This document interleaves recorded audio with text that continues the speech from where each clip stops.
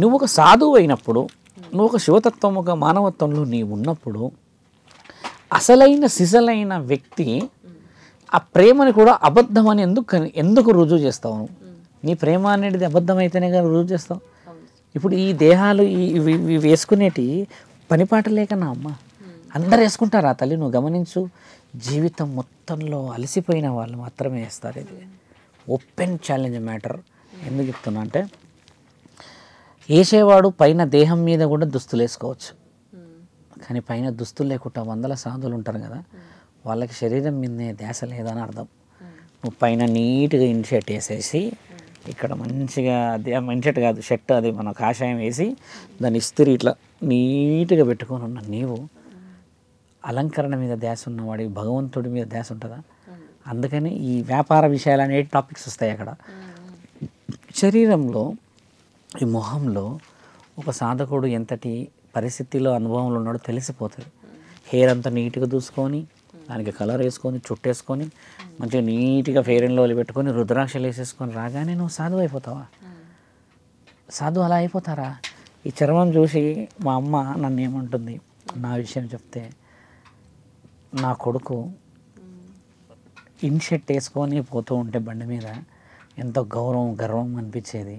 వాడు, నేను కొంచెం మంచి కంపెనీలో 2 లక్షల జీతం ఉన్నది, ఎంత పెద్ద పొజిషన్లో ఉండేవాడు. ఈరోజు వల్లంతా వాడు దుమ్ము ధూళి కింద పడుకొని ఎంతసేపు ఆ శివుడు అని అంటాడు. ఆ శివుడు దుమ్ములో ఉన్నాడు, వీడు దుమ్ములోనే ఉన్నాడు అని చెప్పి మా అమ్మ ఎన్నిసార్లు ఏడ్చిందో నా మనస్సాక్షికి తెలుసు. అట్లాంటప్పుడు అమ్మ, ఒక దేహాన్ని నిర్ణయించేది పరమాత్ముడు అంటాను నేను. రుద్ర ఈ సమయం తర్వాత ప్రయాణం అని చెప్పి రాసిన అర్హతకి నేను అర్హత సంపాదించాను. నీ అంతలో నువ్వు పోయిన దానికి ఆ టక్కు టిక్కు మీరన్న ఇస్త్రీ కనబడుతుంది. ఎంతమంది సాధువులు ఉన్నారు మీరు ఒక్కసారి గమనించిపోయి చూడండి అమ్మ, తుమ్ము ఉంటుంది, అడుక్కుంటుంటారు నిలబడి. అలాంటి వాళ్ళ చేతికి ఇలా తగిలితే పుణ్యం తల్లి. ఎన్నా తెలుసా, సాక్షాత్తు పరమశివుడు గీసిన గీతలో ఉంటారు వాళ్ళు కదా. నీ జీవితం నిజమైంది అదే కదా. ఈరోజు సాధు సత్పురుషులకి విలువ లేదమ్మా. సీనిగాడు లాంటి వాడు రాగానే నమ్మేసిన మనము అసలైన నేను నమ్ముతలేము. నన్ను నమ్మమని ఏ భక్తులు నేను ఏమి ఎప్పుడు చెప్పలేదు. కొంతమంది గురించి చెప్తున్నాం. సనాతన ధర్మం అని అంటే అంత విలువ లేకుండా అయిపోయిందమ్మా. అఘోరా పూజలు నేర్పిస్తున్నారంట శ్రీశైలంలో కూర్చోబెట్టి. అఘోరా పూజలు నేర్పించడానికి ఎవడి సొమ్మమ్మ అది? అఘోరా పూజలా మీరు నేర్పించేది? ఎవరికి నేర్పిస్తున్నారు? ఆడపిల్లలకా? ఎవరికి నేర్పిస్తున్నారు? యువకులకా? అసలైన అఘోరాలు దిగినప్పుడు చూడడానికి కూడా శరీరం సరిపోదు. వాళ్ళందరూ కొండల్లో మంచుల్లో బతుకు తెరువు కోసం అన్నీ చూసి వదిలిపెట్టి సకల జనులు సుఖంగా ఉండాలని చెప్పేసేసి శాంతి హోమాలు చేస్తూ ఉంటే, ఈడ నీకు వచ్చి రాని కొన్ని క్షుద్ర బలాల చేతుల ద్వారా, మొన్న ఒక వీడియో చూశాను నేను, అది చెప్పాల్సిన అవసరం.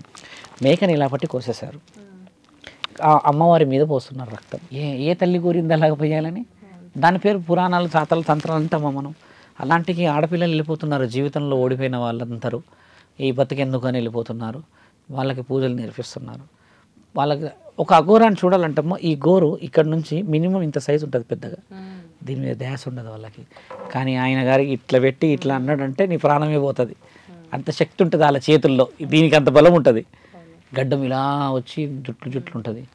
చర్మం ఇది చూస్తే ఇంతే ఉంటుంది, లావు బొక్కలే ఉంటాయి, లోపల నుంచి బలం ఏమీ ఉండదు. కానీ 200-300 సంవత్సరాల వయసు ఉంటుంది. ఎలా ఉంటాడంటే పరమాత్ముడి ఆజ్ఞలో ఉంటుంది ఆ దేహం అంతా. దీన్ని ఏమంటారంటే బ్రహ్మరంధ్రం అంటారు. దీన్ని బ్రహ్మరంధ్రం ఇలా పెట్టుకొని కూర్చుంటారు అలా ఘోరాలు పైకి. ఎందుకంటే మనం మాడ అంటామో చిన్నగా ఉన్నప్పుడు, ఇదే బ్రహ్మరంధ్రం. నవరంధ్రాలనే మీకు తెలుసు కదా, ప్రతి మానవుడిలో 11 రంధ్రాలు ఉంటాయి అన్నమాట. ఒకటేమో లోపట వచ్చేసి గర్భానికి సంబంధించింది ఉంటుంది అనమాట. ఎలా చెప్పొచ్చు అంటే, బిడ్డకి తల్లికి మధ్యలో ఒక పేగుబంధం ఏర్పడతాడు కదా, అదొక రంధ్రం. అయితే నాభీరంధ్రం అంటారు దాన్ని. ఈ బ్రహ్మరంధ్రం అనేది ఇందులో నుంచి పరమశివుడి కాళ్ళ దగ్గర వాళ్ళ ఆత్మను పెడతారు. ఇట్లా ఉంటారు వాళ్ళు.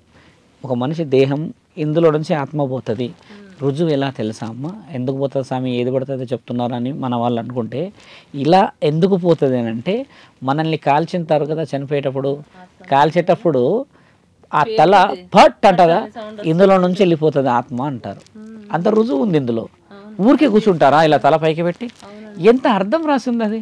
దాన్ని వదిలిపెట్టేసేసి అఘోరాలు పైకి ఇట్లా మందు తాగి కూర్చుంటారు అంటారు. మందు దాగి కూర్చుంటారా? నువ్వు కూర్చో, మందు దాగి ఒక 2 నిమిషాలు కూర్చోగలవా? ఎంతటి వివరణ ఉన్న శాస్త్రం మర్చిపోయాం మనం. ఎక్కడ పడితే అక్కడ పూజలు నేర్పిస్తాము అంటారమ్మా. నేర్పించవచ్చునా? ఓ కారణంతోనే నీ ఈ జన్మ వస్తే, నువ్వు మాట్లాడుతున్నప్పుడు 100 మంది వింటే, వాళ్ళు మారితే ఎంతటి అదృష్టం తల్లి.